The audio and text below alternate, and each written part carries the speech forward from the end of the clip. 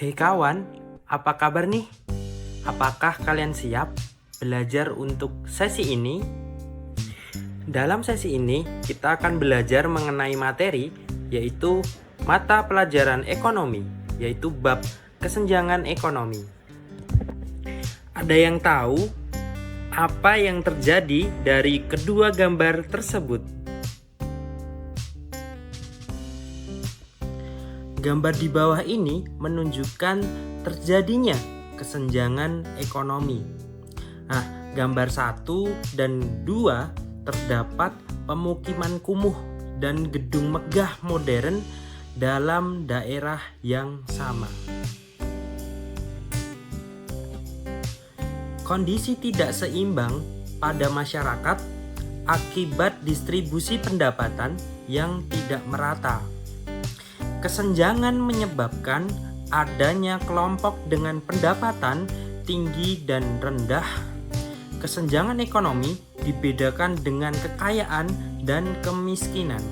Negara kaya bisa saja memiliki kesenjangan ekonomi yang tinggi karena masyarakatnya tidak setara. Nah, setelah kita tahu kesenjangan ekonomi itu apa, mari kita cari tahu apa saja penyebab kesenjangan ekonomi. Berikut penyebab kesenjangan ekonomi. Penyebab pertama adalah kondisi demografi.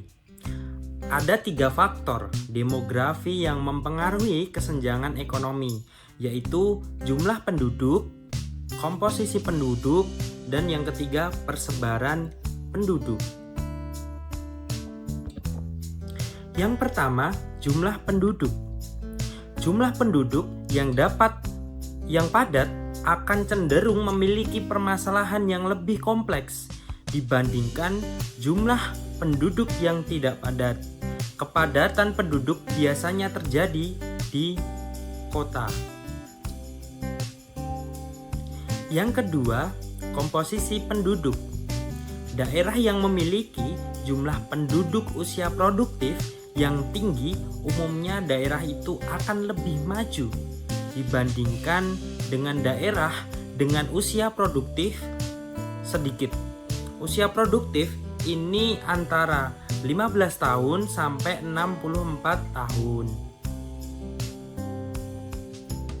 Yang ketiga, persebaran penduduk. Persebaran yang tidak merata akan menyebabkan kesenjangan ekonomi.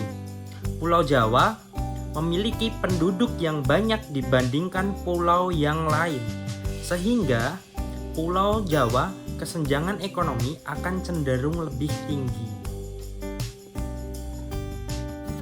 Penyebab kedua adalah kondisi pendidikan. Kualitas pendidikan tidak sama di semua wilayah. Perkotaan umumnya memiliki kualitas dan fasilitas pendidikan yang lebih baik. Perbedaan kualitas pendidikan akan menyebabkan kualitas masyarakat. Masyarakat yang memiliki kualitas baik akan berguna untuk meningkatkan perekonomian daerah. Penyebab ketiga adalah kondisi ekonomi. Kondisi ekonomi mencangkup tingkat pendapatan masyarakat. Masyarakat dengan tingkat pendapatan yang tinggi memiliki kemampuan pemenuhan kebutuhan yang lebih tinggi dibanding dengan tingkat pendapatan rendah. Apabila hal ini terjadi di daerah, maka akan berdampak pada kondisi ekonominya. Yang keempat, penyebab keempat adalah kondisi kesehatan. Suatu daerah dengan fasilitas kesehatan dan kondisi masyarakat yang tidak sehat akan mempengaruhi kualitas SDM di daerah tersebut. Hal ini akan mempengaruhi perkembangan daerah tersebut. Penyebab kelima adalah kondisi infrastruktur. Suatu daerah dengan infrastruktur yang baik dapat memiliki kemampuan ekonomi yang lebih dibandingkan daerah dengan infrastruktur yang kurang. Infrastruktur mencakup jalan, listrik, air bersih, dan lainnya. Penyebab keenam adalah kondisi lapangan kerja. Kurangnya lapangan kerja menyebabkan masyarakat menganggur dan tidak mampu memenuhi kebutuhannya. Akibatnya, kemiskinan dan ketimpangan akan terjadi. Setelah mengetahui penyebab kesenjangan ekonomi, mari kita cari tahu dampak kesenjangan ekonomi. Dampak yang pertama adalah timbulnya kesenjangan sosial. Kesenjangan sosial diartikan sebagai kesenjangan atau ketidaksamaan dalam memanfaatkan sumber daya yang tersedia. Dampak yang kedua adalah angka kriminalitas yang tinggi. Kesenjangan ekonomi memicu tindakan kriminalitas karena ada kelompok masyarakat yang mampu memenuhi kebutuhan dan yang tidak akan berusaha dengan segala cara untuk memenuhinya. Salah satunya melakukan tindakan kriminal seperti mencuri, merampok, dan lain sebagainya. Dampak yang ketiga adalah kualitas pendidikan yang rendah.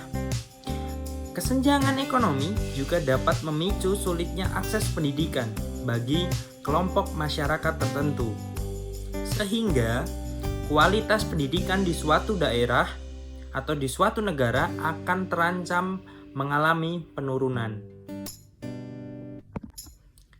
Dampak keempat adalah kualitas kesehatan yang turun. Implikasi dari kesenjangan ekonomi juga dapat berpengaruh bagi kondisi kesehatan masyarakat. Sebab, akses untuk mendapatkan fasilitas kesehatan yang memadai akan sulit bagi kalangan tertentu. Nah, setelah kalian tahu apa itu kesenjangan ekonomi, penyebab dan dampaknya, mari kita cari tahu lebih lanjut mengenai distribusi pendapatan. Jadi, distribusi pendapatan adalah proses atau cara bagaimana pendapatan di masyarakat dibagi-bagikan antara individu atau kelompok dalam suatu negara atau suatu wilayah. Distribusi pendapatan mengukur sejauh mana pendapatan yang dihasilkan dalam suatu masyarakat didistribusikan di antara berbagai lapisan masyarakat, dan sejauh mana kesenjangan atau ketidaksetaraan pendapatan antara individu atau kelompok tersebut. Distribusi pendapatan menjelaskan dan menilai bagaimana pemerataan pendapatan di suatu negara. Apabila distribusi pendapatan berjalan dengan baik, maka ketimpangan pendapatan tidak akan terjadi. Berlaku pula sebaliknya. Sementara itu, ketimpangan pendapatan adalah perbedaan pendapatan yang dihasilkan masyarakat, sehingga terjadi perbedaan pendapatan yang mencolok atau signifikan dalam masyarakat. Akibatnya, yang kaya akan semakin kaya dan yang miskin akan semakin miskin. Ketimpangan pendapatan dapat terjadi akibat tidak meratanya distribusi pendapatan. Setelah kalian mengetahui apa itu distribusi pendapatan dan ketimpangan pendapatan, mari kita cari tahu lebih lanjut faktor apa saja yang mempengaruhi ketimpangan pendapatan. Faktor yang pertama adalah pertumbuhan penduduk yang tinggi menyebabkan menurunnya pendapatan per kapita. Yang kedua, inflasi yang tidak diikuti dengan bertambahnya produksi barang. Yang ketiga, ketidakmerataan pembangunan. Dan yang keempat, investasi yang semakin banyak. Untuk faktor selanjutnya, yaitu yang kelima, adalah rendahnya mobilitas sosial. Yang keenam, industri substitusi impor yang menyebabkan kenaikan harga hasil industri. Yang ketujuh, memburuknya nilai tukar. Dan yang terakhir, yang kedelapan, adalah hancurnya industri kerajinan rakyat. Nah, setelah kalian tahu faktor penyebabnya, mari kita pelajari indikator untuk mengetahui ketimpangan distribusi pendapatan. Ada 3 indikator. Yang pertama, kurva Lorenz, yang kedua, indeks Gini, dan yang ketiga, kriteria Bank Dunia. Apa Apa itu kurva Lorenz? Kurva Lorenz adalah kurva yang menunjukkan hubungan antara persentase pendapatan dengan persentase penerimaan pendapatan selama kurun waktu tertentu. Biasanya kurva Lorenz dapat diketahui dalam jangka waktu 1 tahun. Kan di sebelumnya kalian sudah mengetahui apa itu kurva Lorenz secara keseluruhan. Setelah ini kita akan bahas lebih mendalam mengenai kurva Lorenz. Di dalam kurva Lorenz ada beberapa garis yang perlu kalian ketahui. Jadi garis-garis tersebut menunjukkan kriteria-kriteria untuk menentukan ketimbangan pendapatan di suatu negara. Yang pertama yaitu garis vertikal. Garis vertikal menunjukkan persentase penerimaan pendapatan di suatu negara. Untuk garis yang horizontal menunjukkan persentase pendapatan. Sedangkan untuk garis yang diagonal atau yang miring disebut garis pemerataan. Jadi kurva Lorenz itu yang mana? Kurva Lorenz merupakan luas bidang yang berwarna merah pada gambar. Jika kalian perhatikan perbedaan dari negara A dan negara B, dapat kita simpulkan bahwa jika kurva Lorenz semakin jauh atau semakin melengkung dari garis diagonal, maka semakin besar tingkat ketimpangan yang terjadi. Mengapa hal tersebut bisa terjadi? Coba kalian perhatikan pada kurva negara B. Nah, negara B memiliki kurva yang lebih melengkung dibandingkan negara A. Nah, kurva yang lebih melengkung menunjukkan seberapa besar persentase pendapatan yang diterima negara B hanya memiliki persentase penerimaan pendapatan yang rendah. Begitu pula pada negara A. Dengan persentase pendapatan yang sama di titik yang sama, mereka lebih tinggi pada persentase penerimaan pendapatannya. Koefisien Gini juga dapat digunakan untuk mengukur ketidaksetaraan ekonomi dan dapat mengukur distribusi kekayaan di suatu populasi. Pada daerah A menunjukkan ketimbangan pendapatan suatu negara. Luas tersebut dibandingkan dengan luas bidang B, C, D. Hasil perbandingan tersebut yang mengetahui apakah negara tersebut memiliki pemerataan yang merata atau tidak. Apabila nilai koefisiennya 0, maka pemerataannya sempurna. Jika koefisiennya di antara 0 sampai 0,3, maka terjadi ketimpangan rendah. Jika koefisiennya di antara 0,3 sampai 0,5, maka ketimpangannya sedang. Jika koefisiennya di antara 0,5 sampai 1, maka ketimpangannya tinggi. Dan yang terakhir, jika koefisiennya sama dengan 1, maka terjadi ketimbangan sempurna. Dari Bank Dunia ada kriteria dalam menentukan ketimpangan pendapatan. Yakni yang pertama, jika kelompok 40% penduduk termiskin memperoleh pendapatan lebih kecil dari 12% dari keseluruhan pendapatan nasional, maka terjadi ketimpangan yang tinggi. Yang kedua, jika kelompok 40% penduduk termiskin memperoleh pendapatan antara 12% sampai 17% dari keseluruhan pendapatan nasional, maka terjadi ketimpangan yang sedang. Dan yang terakhir, yang ketiga, jika 40% penduduk termiskin memperoleh pendapatan lebih besar dari 17% dari keseluruhan pendapatan nasional, maka ketimpangannya rendah. Setelah kalian mengetahui semua yang berhubungan dengan kesenjangan ekonomi, sekarang saatnya kalian tahu bagaimana cara mengatasinya. Cara mengatasi kesenjangan ekonomi ada 3, yaitu sebagai berikut. Yang pertama adalah pendidikan.